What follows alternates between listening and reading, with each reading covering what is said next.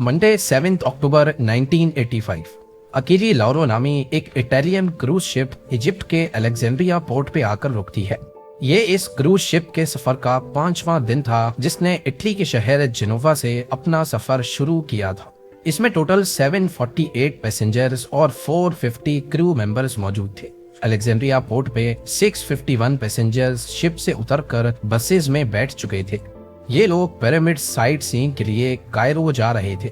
इनकी रवानगी के बाद शिप कैप्टन ने अलेक्जेंड्रिया पोर्ट से एग्जिट किया और बचे हुए 97 पैसेंजर्स के साथ क्रूज शिप की डायरेक्शन 225 किलोमीटर वेस्ट में इजिप्ट के पोर्ट सईद की तरफ कर दी। यहाँ 14 घंटों के बाद कायरो जाने वाले टूरिस्ट वापस से क्रूज शिप को ज्वाइन करेंगे।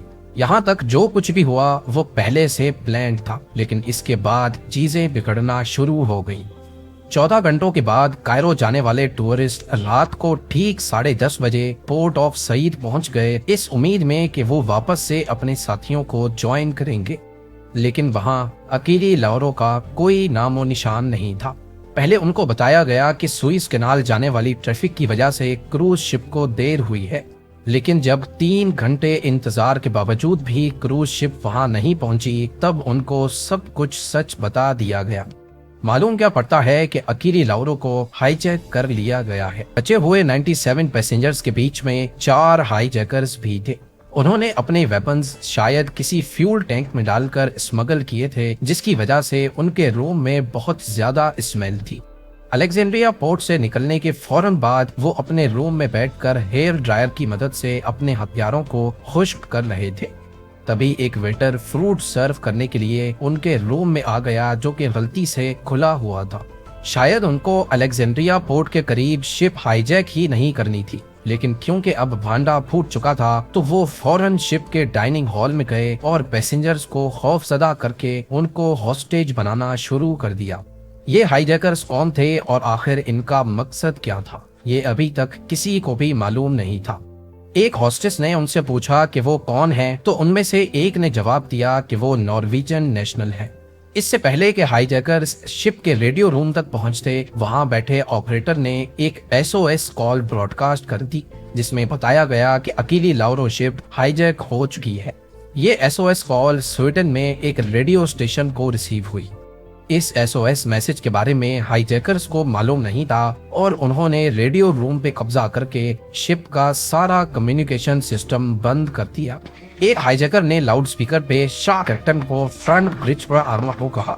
जब कैप्टन गिलार्डो डी रोजा पहुंचे तो उनका इस्तकबाल मशीन गन के चंद फायर से हुआ। हाईजैकर्स ने जोर जोर से अरबिक लैंग्वेज में कुछ कहा और फिर टूटी फूटी इंग्लिश में 500 किलोमीटर दूर सीरियन पोर्ट टार्टस चलने को कहा।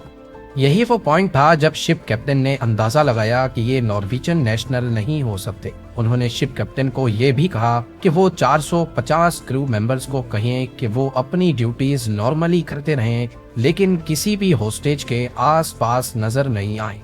बंदूक की नोक के नीचे कैप्टन के पास हाईजैकर्स के ऑर्डर्स मानने के अलावा और कोई ऑप्शन नहीं था। अकेली लाउरो इजिप्ट के पोर्ट सईद के बजाय अब सीरिया की तरफ रवां दवां थी। डरे सहमे हॉस्टेजेस और शिप के क्रू को कुछ समझ नहीं आ रहा था कि उनके साथ क्या होने वाला है।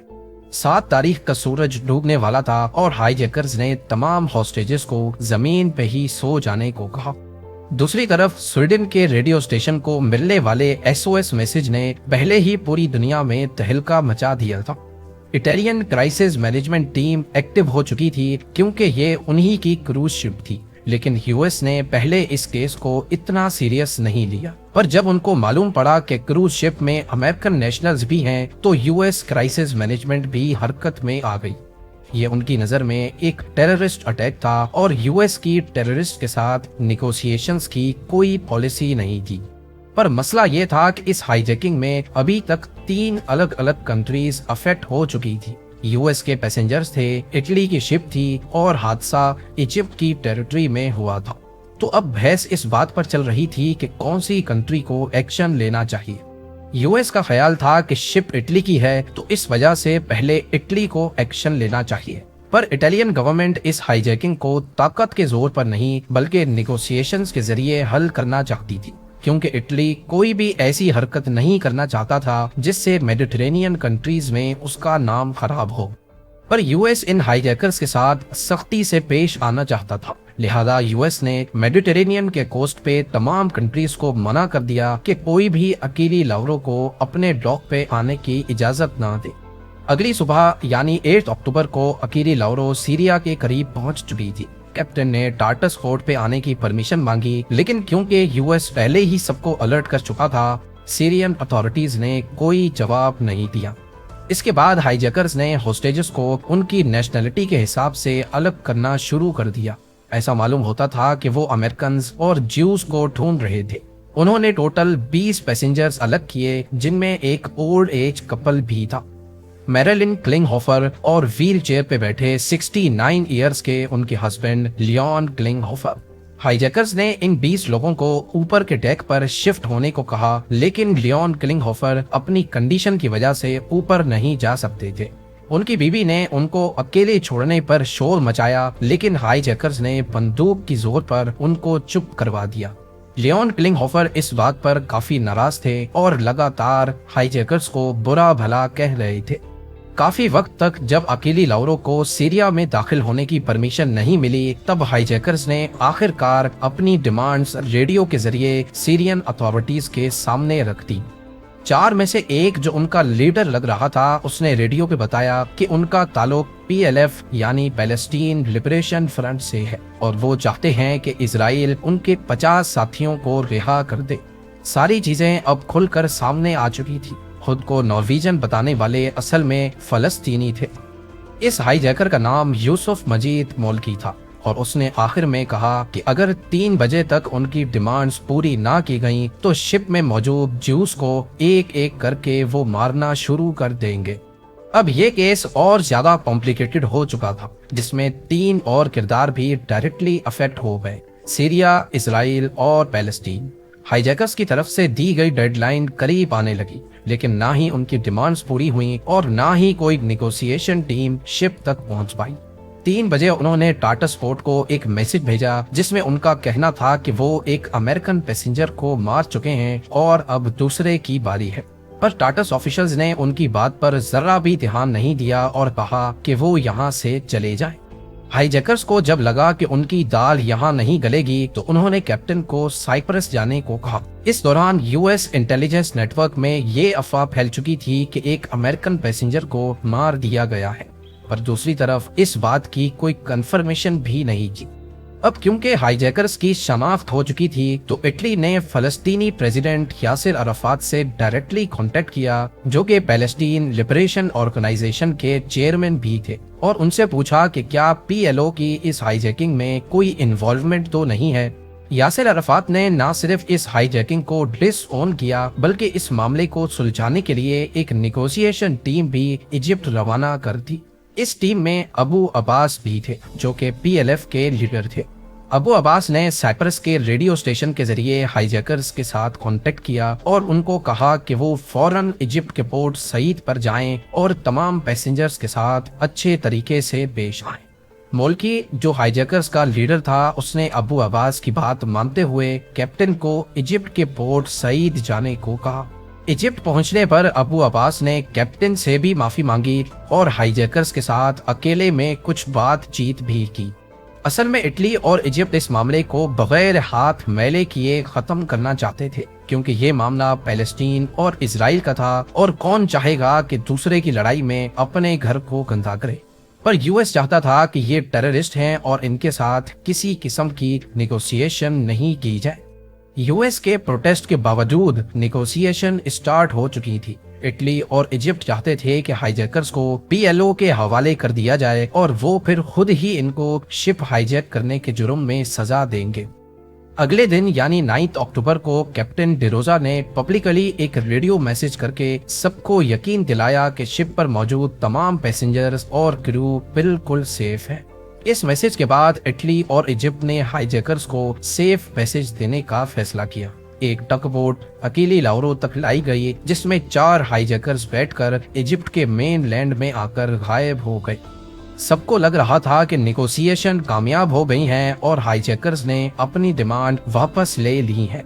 पर असल में हाईजैकर्स ने कैप्टन डिरोजा से बंदूक के जोर पे ये मैसेज ब्रॉडकास्ट करवाया था। जी हाँ, जब सीरियन ऑफिशियल शिप को परमिशन नहीं दे रहे थे तभी उन्होंने असल में ही एक पैसेंजर को मार दिया था, और वो पैसेंजर था व्हील चेयर पे बैठा लियोन क्लिंगहोफर। हाईजैकर्स ने क्लिंगहोफर की लाश को समंदर में ही फेंक दिया था। कई घंटों के बाद मिलने वाली इस खबर ने एक तहलका सा मचा दिया। हाईजैकर्स जिनको आजाद छोड़ दिया गया था वो असल में एक बहुत बड़ा जुर्म करके इजिप्ट की सरजमीन पर गायब हो चुके थे। अब सारी बंदूकों का रुख इजिप्ट की तरफ हो गया। इटली ने इजिप्ट को कहा कि हाईजैकर्स उनके हवाले किए जाएं, लेकिन इजिप्ट भी इस मामले से दूर भाग रहा था। इजिप्शियन प्रेसिडेंट होस्नी मुबारक ने कहा कि हाईजैकर्स इजिप्ट छोड़ गए हैं और उनको मालूम नहीं कि अब वो कहाँ है। लेकिन असल में यूएस इंटेलिजेंस को खबर मिली कि इजिप्ट उनको एक प्लेन में बिठाकर तुनीशिया भेज रहा है, जहां उनको पीएलओ रिप्रेजेंटेटिव अपनी हिरासत में ले लेंगे। 10 अक्टूबर को शाम 6 बजे इजिप्ट की अल माजा एयरबेस से एक सिविलियन एयरक्राफ्ट रवाना होने वाला था, जिसमें चारों हाईजैकर्स को तुनीशिया के लिए रवाना किया जा रहा था। पर ना ही हाईजैकर्स को, ना ही इटली और ना ही इजिप्ट को मालूम था कि यूएस क्राइसिस मैनेजमेंट इस जहाज को हवा में ही इंटरसेप्ट करने वाले हैं। 4 F-14 fighters, 2 KA-6D air tankers और 2 E-2C रेडार प्लेन्स ने मेडिटेरेनियन के ऊपर ही पेट्रोलिंग करना शुरू कर दी। जैसे ही हाईजैकर्स के प्लेन ने टेक ऑफ किया, यूएस एयरफोर्स के फाइटर जेट्स अलर्ट हो गए और उसका पीछा शुरू कर दिया। 1.5 घंटे हवा में रहने के बाद F-14 एयरक्राफ्ट्स ने जहाज को घेर लिया और पायलट को कहा कि वो इटली में नेटो की एयरबेस सिकुनेला में लैंड करे। पायलट ने इजिप्शियन एयरबेस से कांटेक्ट करने की कोशिश की, लेकिन E-2C रेडार प्लेन्स ने पहले ही इसके रेडियो सिग्नल जैम कर रखे थे। लिहाजा पायलट का इजिप्शियन बेस से कोई कांटेक्ट नहीं हो पाया। पायलट के पास और कोई चारा नहीं था और उसने सिसिली की तरफ जहाज मोड़ दिया। 11 अक्टूबर रात के 12:10 पर जहाज सिकुनेला एयरबेस सिसिली पे लैंड कर गया। इस ऑपरेशन के बारे में किसी को भी मालूम नहीं था। इटली को खुद इस ऑपरेशन के बारे में तब मालूम पड़ा जब जहाज सिकुनेला एयरबेस पे लैंड करने वाला था। अब क्योंकि ये जहाज इटली में लैंड हुआ था, शिप भी इटली की हाईजैक हुई थी और मर्डर भी इटालियन शिप पे ही हुआ था। इसी वजह से पहला हक इटली का था कि वो इनकी कस्टडी ले, लेकिन यूएस चाहता था कि इनकी कस्टडी वो लेंगे। लैंड होने वाले जहाज को 80 यूएस कमांडोज ने घेर लिया और 80 कमांडोज को 300 इटालियन कमांडोज ने। कई घंटों तक इटालियन और यूएस डिप्लोमेसी की मीटिंग जारी रही और फिर आखिरकार सुबह को वॉशिंगटन से एक कॉल आई और उन्होंने अमेरिकन सोल्जर्स को पीछे हटने का हुक्म दिया। इटली और अमेरिका के बीच एग्रीमेंट इस शर्त पर हुआ था कि इटली इन हाईजैकर्स को सजा दिलवाएगा। इटालियन ट्रूप्स ने जहाज में उन 4 हाईजैकर समेत एक और अहम शख्सियत को भी पाया, और वो था PLF का लीडर और यासिर अराफात का भेजा गया अबू अब्बास। अबू अब्बास की जहाज में मौजूदगी की वजह से ऐसा माना जाता है कि उसी ने ये सारी हाईजैकिंग प्लान की थी, पर यासिर अराफात को इसका इल्म था कि नहीं, इस बात की कोई कंफर्मेशन नहीं मिली। हाईजैकिंग के साथ कनेक्शन में सबूतों की कमी की वजह से इटली ने अबू अब्बास को छोड़ दिया, जबकि चारों हाईजैकर्स पर केस चलाकर उनको सजा दी गई। जिस हाईजैकर ने क्लिंगहोफर का कत्ल किया था वो था अल मुल्की, जिसको 30 साल की सजा सुनाई गई, जबकि बाकी तीनों हाईजैकर्स को 15 से 25 साल की सजा दी गई। बाद में मालूम पड़ा कि ये शिप को हाईजैक करना ही नहीं चाहते थे, बल्कि इस क्रूज शिप को इस्तेमाल करके इजराइल के पोर्ट अशोद पे अटैक करना चाहते थे, और ये कदम हाल ही में इजराइल की बॉम्बिंग की वजह से लिया गया था। लियोन क्लिंगहोफर की बॉडी 5 दिनों के बाद 13 अक्टूबर को सीरिया के कोस्ट से बरामद हुई, जिसको ऑटोप्सी के बाद होम कंट्री भेज दिया गया।